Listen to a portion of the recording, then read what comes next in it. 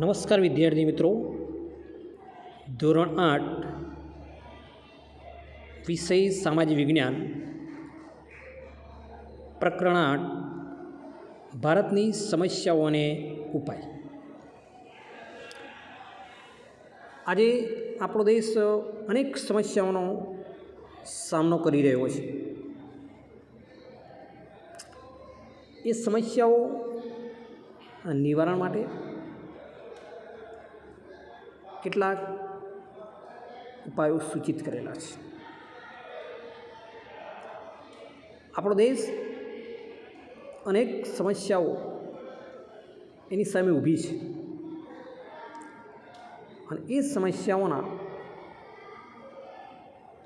ઉપાયો પણ અહીંયા સૂચવેલા છે. આપણા ભૌતિક સાધનો બદલાયા છે, પણ પ્રજાની કેટલીક આંતરિક બાબતોમાં અપેક્ષિત બદલાવ થતો નથી. આપણે વિચારીએ કે આપણા ભૌતિક સાધનો છે બધા બદલાઈ ગયા છે. સુખ સગવડના ભૌતિક સાધનોમાં બદલાવ છે, પરંતુ આપણી કેટલીક આંતરિક જે બાબતો છે એમાં અપેક્ષિત બદલાવ જોયો આવ્યો નથી, એટલે બદલાવ થયો નથી. પ્રામાણિકતા, નૈતિકતા, નાગરિકની સમજ, ફરજો,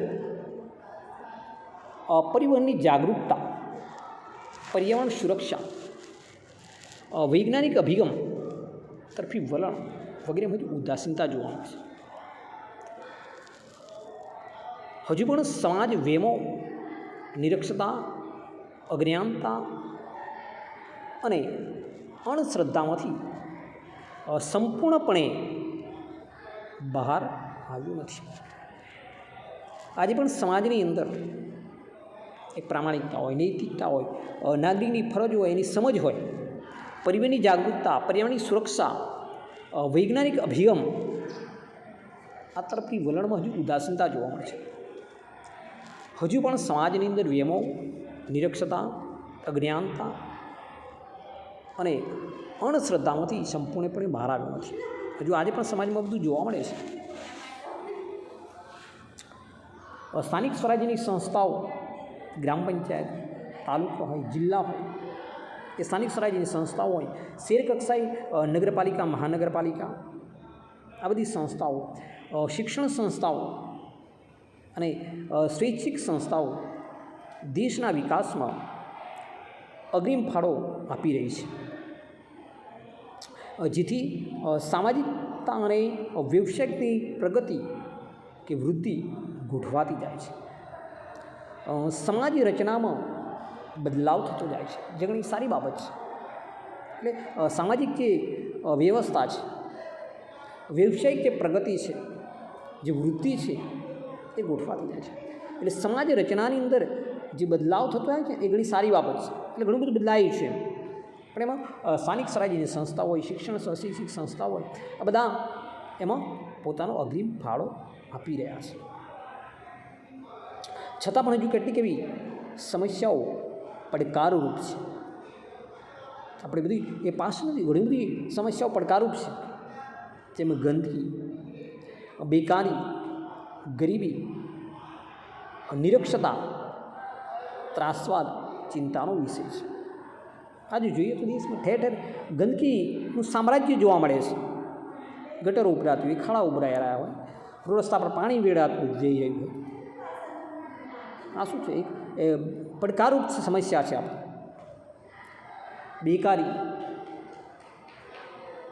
બેકારીનો એક સૌથી મોટો પ્રશ્ન છે. ઘણા બધા યુવાનો ભણી ગણી નોકરીની તલાશમાં હોય છે, બેકાર બેસી રહેતા હોય છે. અને બેકાર હોવાના કારણે ગરીબી વધે છે. કોઈ કામ ધંધો ન મળે, માણસ બેકાર થાય એટલે સીધું ગરીબી બની જાય છે. નિરક્ષરતા છે, ત્રાસવાદ પણ આપણા માટે એક ચિંતાનો વિષય છે કે જેમ આપણે વિચારીએ તેના ઉપાય શોધીએ અને વસુદેવ કુટુંબની ભાવનાને આપણે સાકાર કરીએ. આ બધી સમસ્યાઓનું એક નિવારણ શોધવાનું છે. આ સમસ્યાનો મૂળ ક્યાં હેતુ શું છે કે આ સમસ્યા જે પડકારરૂપ છે એ સમસ્યાનો આપણે સામનો કેવી રીતે કરવો, તો એ બધી સમસ્યાઓના અંગે વિચાર ઊંડાણથી આપણે વિચારીએ અને વિચાર્યા પછી જે સમસ્યાઓ છે એના ઉપાય આપણે શોધીએ. તો ગંદકી સાંભળે છે, ગંદકી માટે શું કરવું છે? સ્વચ્છતા જાળવવી. બેકારી છે તો એના મુજબ જે તે વ્યક્તિની સાથે જોડાયેલો હોય તો એને રોજગાર પ્રાપ્ત કરવો જોઈએ.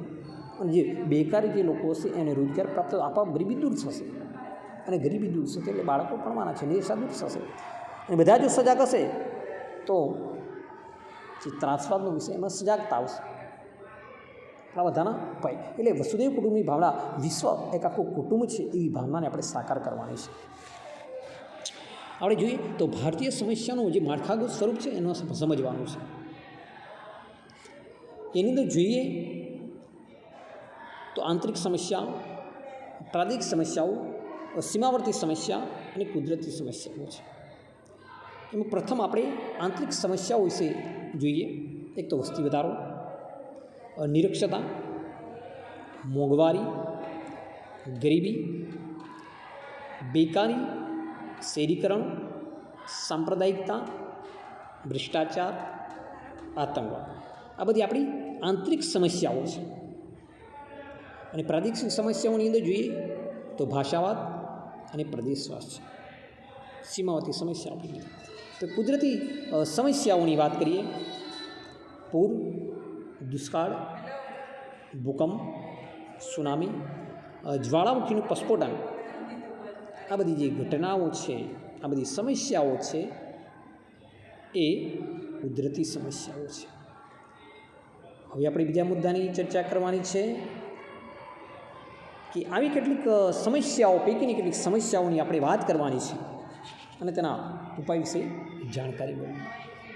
એવી પ્રથમ જે સમસ્યા છે વસ્તી વધારો. અહીં પ્રસંગ આપ્યો છે કે માલવને તેના મામાના ઘરે લગ્નમાં જવાનું છે. તેની મમ્મી સાથે બસ સ્ટેન્ડ આવ્યો. ત્યાં માણસોની ભીડ હતી. બસ આવી પણ તેમાં જગ્યા ન હતી.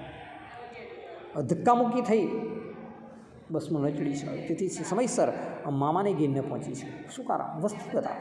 કે બધાને વસ્તી વધારો એટલો બધો વધી ગયો છે. બસ સ્ટેન્ડ હોય, રેલવે સ્ટેશન હોય, એરપોર્ટ હોય, દવાખાના હોય, જાહેર સ્થળ, ત્યાં માનવ વસ્તી ભીડભાડ જોવા મળે છે. એટલે આવી ભીડભાડવાળી વસ્તી જ્યારે જોવા મળતી હોય જગ્યાઓ, એની યાદી બનાવવાની છે. હવે આ વસ્તી વધારાનો જે મુદ્દો છે આપણે એની વાત કરીએ તો આ વસ્તી વધારાના મુદ્દા વિશે તો આપણે આગલા જે પ્રકરણમાં લગભગ 6થા પ્રકરણની અંદર અભ્યાસ કર્યો છે કે વસ્તી વધારો જે મૂળ જે સમસ્યાઓ છે ને એનો મૂળ વસ્તી વિસ્ફોટ છે. એટલે વસ્તી વધારો અટકાવવાના ઉપાય વિશે આપણે વિચારીએ. વધતી વસ્તી સામે સાધન સુવિધા પણ વધારવી પડે છે. જેમ જેમ વસ્તી વધે એ પ્રમાણે આપણી સાધન સુવિધાઓ પણ વધારવી પડે છે. વધતી જતી વસ્તીને લીધે દેશમાં થયેલી પ્રગતિ ઓછી દેખાય છે. આપણે ઘણી બધી પ્રગતિ કરીએ છીએ, દેશમાં વિકાસના અનેક કાર્યો કરીએ છીએ, હરણફાળ ભરીએ છીએ આપણે પ્રગતિ ક્ષેત્રે, તો આપણે વસ્તી વધારો હોવાથી આપણે એને જોઈ શકતા નથી. એ પ્રગતિ ઓછી દેખાય છે. મૂળ છે મૂળ વસ્તી વિસ્ફોટ છે. કે તમામ ઘણા બધા વ્યક્તિઓને રોજગાર આપી શકીએ છીએ, પરંતુ વસ્તી વધારો હોવાથી એ રોજગારીની તકો ન દેખાય. એટલે અનેક સમસ્યાઓ આપણી સામે ઊભી છે. એટલે મૂળ જે સમસ્યાઓ છે એના મૂળમાં મુખ્ય વસ્તી વિસ્ફોટ છે. એટલે વધતી જતી વસ્તી દેશ જે પ્રગતિ કરી રહ્યો છે પ્રગતિ ના જોઈ શકે. એ પ્રગતિ આપણને ઓછી દેખાય છે. બીજું એક આપણે 2001ની વસ્તી ગણતરી મુજબ આપણા ભારતની વસ્તી 102 કરોડ જેટલી હતી. જે એટલે આજે કે 2011ની અંદર 121 કરોડ જેટલી થઈ છે. આમ જોઈએ તો 18.14 કરોડનો વધારો થયેલ છે. વસ્તી વધારાને લીધે કેટલીક માનવ સર્જિત સમસ્યાઓ પેદા થાય છે. કઈ કઈ તો એમાં પર્યાવરણીય પ્રદૂષણ, વસ્તીની ગીચતાથી રહેઠાણ, પાણી, ખોરાક, તબીબી સેવાઓ, શિક્ષણ, રોજગાર, બેકારી, ત્રાસવાદ, ભ્રષ્ટાચાર વગેરે. એટલે વસ્તી વિસ્ફોટ રોકવા સરકારે નિયંત્રણીકારી પગલાં લેવા પડ્યા છે. 2011ની અંદર વિચારો 102 કરોડ જેટલી વસ્તીના આજે 121 કરોડ એટલે 18.14 કરોડનો વધારો થયેલ છે. અને આ તો 2021 ચાલે છે. એટલે 11માં છેલ્લી વસ્તી ગણતરી બીજા 10 વર્ષ થયા એટલે લગભગ આશરે આપણે એમ કહીએ તો આજની તારીખમાં જોઈએ તો 131 કરોડ જેટલી વસ્તી આપણી થઈ છે. એક અંદાજ આપણે લગી શકીએ કે 10 વર્ષની અંદર 2011ની અંદર 102 કરોડ હતી, તો આ 2021 છે તો એની અંદર બીજો 10% વધારો જો આપણે નોંધાયો હોય તો લગભગ આજે 131 કરોડ જેટલી આપણી વસ્તી થઈ છે. વસ્તી વધારાના કારણે માનવ સર્જિત જે સમસ્યાઓ પેદા થાય છે એની પર્યાવરણ આજુબાજુનું પર્યાવરણ પ્રદૂષણ થાય, વસ્તી ગીચતાથી રહેઠાણની સમસ્યા ઊભી થાય, પાણીનો પ્રશ્ન ઊભો થાય, ખોરાકનો પ્રશ્ન ઊભો થાય, તબીબી સેવાઓ, શિક્ષણ, આરોગ્ય, બેકારી, ત્રાસવાદ, ભ્રષ્ટાચાર આ વગેરે આ બધાના મૂળની અંદર વસ્તી વિસ્ફોટ રોકવા માટે સરકારે નિયંત્રણકારી પગલાં લેવા પડ્યા છે. હવે આપણે આગળનો મુદ્દો જોઈએ છીએ નિરક્ષરતા. નિરક્ષરતા દેશના વિકાસને અવરોધતું મોટું પરિબળ છે. આપણે વિચારીએ કે કોઈ પણ વિચારો નવા જાણવા હોય, કંઈક વાંચન કરવું હોય તો એના માટે નિરક્ષર નહીં કે નિરક્ષરતા શું છે એ દેશના વિકાસને અવરોધતું મોટું પરિબળ છે. નવા વિચારો, શોધો, જ્ઞાનને સમજવા સાક્ષરતા અનિવાર્ય છે. કંઈક નવા વિચારો જાણવા છે વિદેશના તો ક્યાં જાણી શકીએ જો આપણે નિરક્ષર હોય તો? શોધો કે જ્ઞાનને સમજવી છે અને જ્ઞાનને સમજવા માટે સાક્ષરતા હોવું જ અનિવાર્ય છે.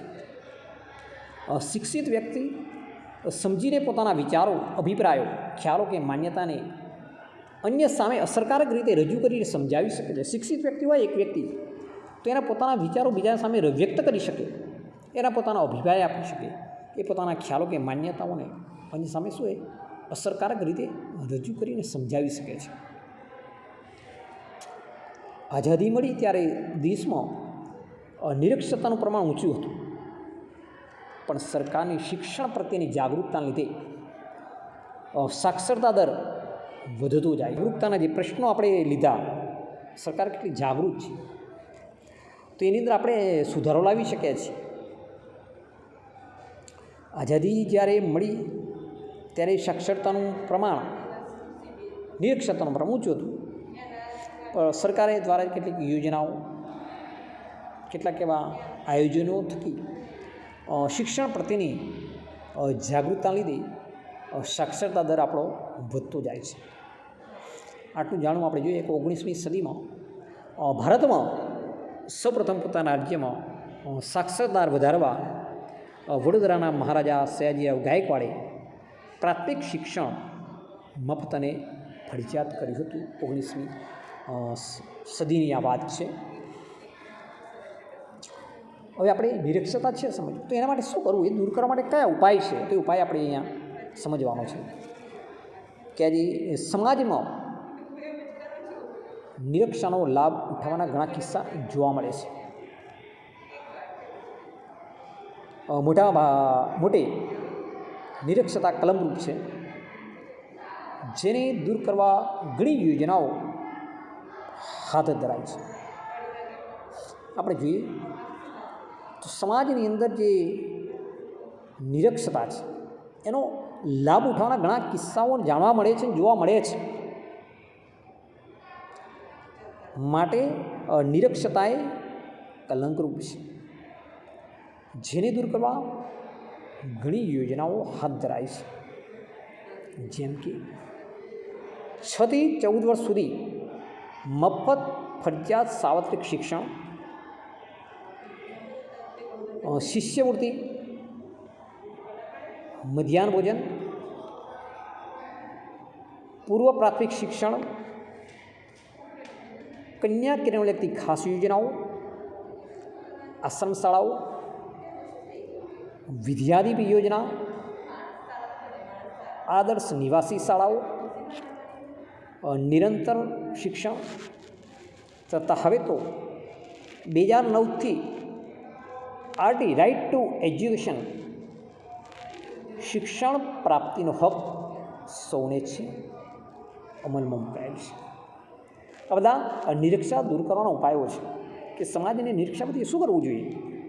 તો એના માટે સરકાર દ્વારા 6 થી 14 વર્ષના બાળકો માટે મફત ફરજિયાત સાર્વત્રિક શિક્ષણ કરવું છે. શિષ્યવૃત્તિની યોજના દાખલ કરેલી છે.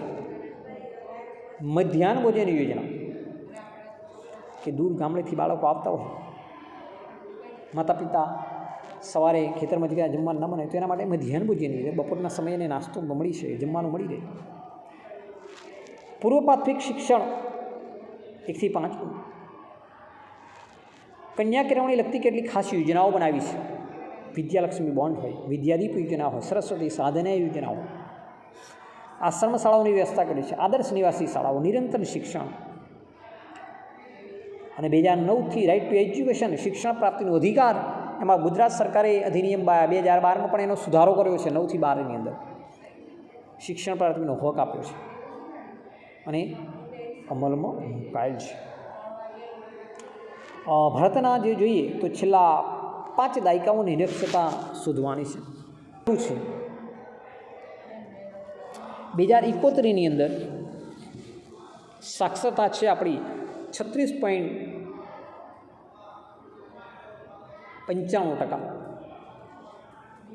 1981માં છે 44.92%. 1951માં છે 61.29%. 2001ની અંદર 69.14% છે. 2011ની અંદર 79.13% સાક્ષરતાની ટકાવારીમાં વધારો થયો છે. અને એની સામે નિરક્ષરતા આપણે શોધવાની છે કે આટલા ટકા સાક્ષરતા તો નિરક્ષર કેટલા છે. એટલે ધીરે ધીરે ક્રમશઃ એમાં સુધારો થતો જોવા મળે છે. ધીરે ધીરે એમાં સુધારો છે. ત્યાર પછીનો મુદ્દો છે મોંઘવારી. કે મોંઘવારી એટલે કે અહીંયા પ્રવૃત્તિ આપી છે કચ્ચી જ વસ્તુઓ 1 લીટર અથવા 1 કિલોગ્રામ 5 વર્ષ પહેલાંનો ભાવ અને આજના ભાવ જાણી લો એમાં કેટલા ટકાનો વધારો થયો છે. એ પ્રવૃત્તિ તમારે જે કરવાની છે એ દૂધ 5 વર્ષ પહેલાં કયો ભાવ હતો, હાલમાં કેટલો ભાવ છે, ઘીનો કેટલો 5 વર્ષ પહેલાં ભાવ હતો, આજે કેટલો અને કેટલામાં વધારો થઈ ગયો છે. ખાંડ આપી છે 5 વર્ષ પહેલાં, આજના ભાવ કેટલા ટકાનો વધારો થયો છે. ગોળ 5 વર્ષ પહેલાં કેટલો હતો, આજે કેટલો છે. ગેસ 5 વર્ષ પહેલાં કેટલો હતો, આજે કેટલો, કેટલા ટકામાં વધારો થયો છે. પેટ્રોલ 5 વર્ષ પહેલાંનો ભાવ, આજનો ભાવ અને એમાં કેટલા ટકાનો વધારો થયો. આવી પ્રવૃત્તિ તમે ઘરે કરજો. આમ નોટની અંદર લખવાનું. વડીલો હોય કે મમ્મી પપ્પા એને પૂછીને કે 5 વર્ષ પહેલાંનો શું ભાવ, હાલમાં શું ભાવ છે અને હાલમાં કેટલા ટકાનો વધારો થયો છે એની ચર્ચા કરવાની છે. એટલે આપણે આ પ્રવૃત્તિ તમે કરજો. અને એ સંદર્ભની અંદર હું આજે મોંઘવારી વિશેના મુદ્દાની ચર્ચા કરીએ છીએ આપણે કે જીવન જરૂરી જે ચીજ વસ્તુઓ તથા ચીજોના જે વધતા ભાવને સામે આપણે મોંઘવારી કહી શકાય છે. તો મોંઘવારી કોને કહેવામાં આવે છે?